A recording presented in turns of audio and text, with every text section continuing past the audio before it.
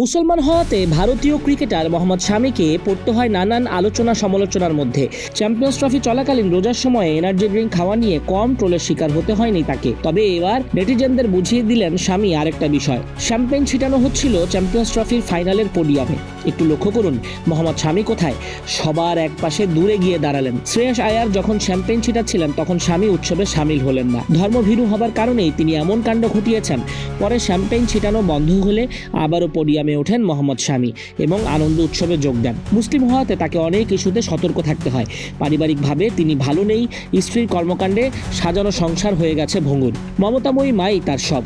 সেই মা খেলা দেখতে এসেছেন দুবাইয়ে এবং ছেলেরা চ্যাম্পিয়ন হয়েছে তা দেখে আপ্লুত ওই মা। মমতাময়ী মাকে পায়ে ধরে সালাম করেছেন এদিন বিরাট কোহলি। বড়দের প্রতি বিশ্ব ক্রিকেটের অন্যতম সেরা বরপুত্রের যে বিনয় তা দেখে মুগ্ধ গোটা ক্রিকেট বিশ্ব। স্বামীর পরিবারের সঙ্গে ছবিও তুলেছেন কোহলি। স্মরণীয় করে রাখলেন স্বামীর মায়ের মাঠে আসার মুহূর্তটাও।